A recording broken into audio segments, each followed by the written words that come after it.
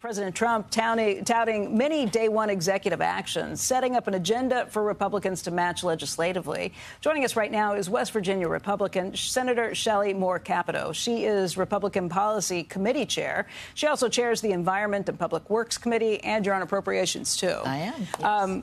Senator, let's talk a little bit about what you do with all of this, because this was ready to go right out of the box. We're not even 24 hours into his first session, and he's already done things like declared an energy emergency. Let's start with that, because coming from West Virginia, that could mean a lot of things for your state. Well, I think the president made very clear yesterday in his speech that we're going to use American energy to have our dominance and to be able to manufacture our goods and get people working. So it's a win-win all around the country. I know he unleashed a lot in his executive orders yesterday in Alaska. Alaska has been, in this last administration, really pushed down and prohibited really from all the oil and gas. In West Virginia, we have a lot of oil and gas. We also have a lot of coal.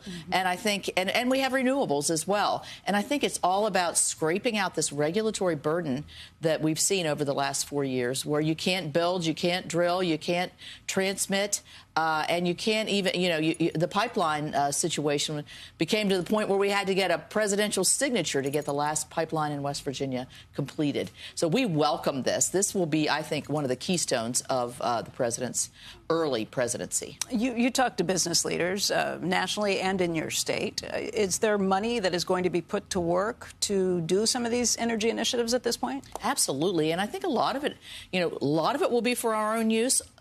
Much of it will be LNG exports. Our coal is exporting now, and I think that, again, will lift our economy in a very excellent way. We have to capitalize on what we have, and we have energy resources that are vast and untapped, and that's with President Trump. He's ready to go, and so are we. The president also withdrawing from the Paris climate change accords at the same time. What does that mean, just in terms realistically, what it changes, where do you see that playing out? I think we have to remember, we never pat ourselves on the back here. Our emissions in this country have been going down steadily since 2004. We are cleaning up, capturing, and doing all the things we need to do to be the good player in the world that we want to be environmentally. But the Paris Accord kind of gives everybody a pass and just drills down on us as a nation in terms of where the sacrifices that we would have to make, how much more expensive our own energy would become. And so I think the president says no more. We want an even playing field on a lot of basis. He says that, but particularly in the environmental area and also with our energy. So, honestly, at the end of the day, I don't think it really means a whole lot, because I don't think it meant a whole lot to begin with, because nobody was really following it, except we were made to feel like we were the bad guy, and actually we're the ones that has the technology that can lead to cleaner and greener. There have been a lot of markets that have been built up over the last 12 years, probably. We had ExxonMobil's CEO, Darren Woods, on with us on Friday, and he was just making the point that he doesn't want to see huge swings in things like climate or carbon capture. That's a market that they've spent billions of dollars trying to build up that market.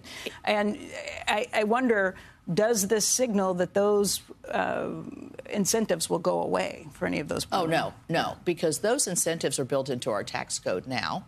I don't think we have any desire like 45Q, 45V, that's hydrogen. All of these things are built in because these are billions of dollars of investments. Right. Companies spend lots of money. You can't swing, 2-3 years.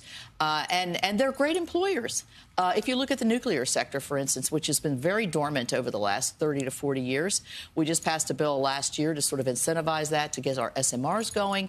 That's a great employer. That's a great investment in every community, construction jobs, etc. So, I mean, this is unleashing. Unleashing is the term, I think, and that includes carbon capture and sequestration. We're going to move forward with that. We just, through the Biden EPA, got the right for our state of West Virginia to have primacy to be able to license wells for carbon sequestration. That's a great move across the country in terms of the dual track of cleaning up, but also unleashing our energy. Very quickly, you chair the policy committee, and you have invited President Trump to come in from the beginning and be involved with some of that. He took you up on that recently. He did. He came in a week ago, and we had a very frank and very substantive discussion, much of which we heard yesterday, too. And actually, we saw him. He invited us to Blair House for breakfast oh, what day was that? Sunday. We went over and I re-invited him to please make this a regular thing, and I think he will. And certainly Vice President Vance comes right out of our caucus, so we know him very well. We're excited.